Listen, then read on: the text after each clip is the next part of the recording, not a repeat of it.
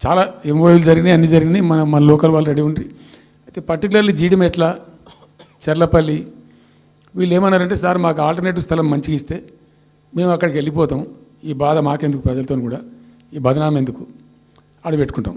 పెట్టి common affluent plants పెట్టి ఒక ఐఏఎస్ అధికారిని పెట్టి దాన్ని నిఘా, ప్రభుత్వ నిఘాలోనే ఈ రసాయనాలు వ్యర్థాలను ఇష్టం వచ్చినట్టు ఎటుపడితే పంపకుండా ఆ నియంత్రణలో జరగాలని చెప్పి పెట్టుకున్నది ఫార్మాసిటీ.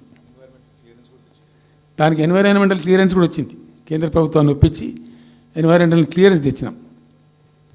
హైదరాబాద్ మొత్తం ఫార్మాను ఒకటే దగ్గర తీసుకుపోయి పెట్టాలి, అక్కడ ఫార్మా సిటీ కట్టాలి, అక్కడ పనిచేసే ఎంప్లాయీస్ కూడా పొద్దాకి ఇటు అటు తిరిగేటువంటి అవసరం లేకుండా మంచిగా బ్రహ్మాండమైన సిటీ రావాలి, వచ్చే సిటీకి కావాల్సినటువంటి ఆల్ ఇన్ఫ్రాస్ట్రక్చర్ రావాలి అని చైనాలో నేను చైనా పోయినప్పుడు చూసినట్టు అది 70,000 ఎకరాల వాళ్ళది, చాలా హ్యూజ్ ఫ్యాక్ట్. మనకి ఒక 20,000 ఎకర్స్ అయితే మస్తు అవుతుందని చెప్పి మేము తీసుకొని చేసినాం. మెడికల్ కాలేజ్ కూడా మంజూరు చేసినాం ఆ పక్కనే, వీటన్నిటి దృష్ట్యా పెట్టుకొని. అంటే మేము ఒక పద్ధతి పెట్టుకొని దాన్ని ఒక సిస్టమేటిక్గా చేసినాం. చేస్తే ఇప్పుడు దాన్ని ఏందండి దందా, ఏదైనా చేసి దాన్ని నమ్మకదొబ్బ అన్న. ఏం జరుగుతుంది రాష్ట్రంలో? ఫ్యూచర్ సిటీ, తొక్క సిటీ, ఎవరికి కావాలి నీ ఫ్యూచర్ సిటీ? నాకు అర్థం కాదు.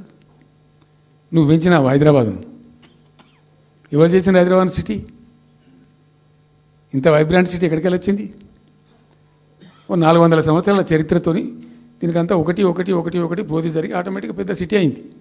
అట్లా అన్నీ కావు, అందరికి కావు. ఎన్ని రాష్ట్రాలకు ఉన్నాయండి? బెంగాల్ కలకత్తా ఉంది, మహారాష్ట్రకి ముంబై ఉంది, మనకు హైదరాబాద్ ఉంది, కర్ణాటకకు బెంగళూరు ఉంది, తమిళనాడుకు మద్రాసు ఉంది, ఢిల్లీ ఆఫ్ కోర్స్ ఢిల్లీ. వేరే రాష్ట్రాలకు లేవు కదా, 28 రాష్ట్రాలకు ఉండయి. సో ఇంత మహానగరం నిర్మితమైంది. ఈ నగరం యొక్క భవిష్యత్తును దృష్టిలో పెట్టుకొని పెట్టిందే ఫార్మాసిటీ.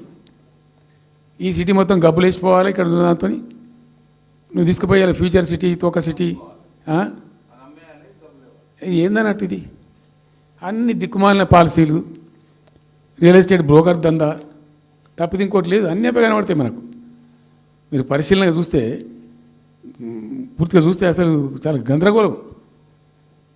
గురుకుల పాఠశాల విద్యార్థులు చచ్చిపోతారండి. ఇప్పటికి 120 మంది విద్యార్థులు చచ్చిపోయారు. గంత నియంత్రణ లేదా? గంత తెలివి లేదా? ఒక గట్టి అధికారిని పెట్టి గట్టి చర్య తీసుకోరాదా? ఏందో చేస్తాము నీ ఫ్యూచర్ సిటీ, తోక సిటీ, ఈ పోరగాళ్ళని చేస్తారు. తర్వాత ఫార్మాసిటీలో ఆ ల్యాండ్ అక్వైర్ చేసినప్పుడు కండిషన్ ఏంటంటే ఓన్లీ ఫార్మాసిటీకి మాత్రమే వాడతాము. It's conditional land acquisition. హైకోర్టులో కేసు ఉంది. హైకోర్టులో పోయి ఈ ప్రభుత్వం ఏం చెప్తుంది? లేదు ఫార్మాసిటీ ఉంటుంది. మళ్ళీ ఆడ 3,000 ఎకరాల్లో వాడేవాడు అంబానా, సల్మాన్ ఖాన్,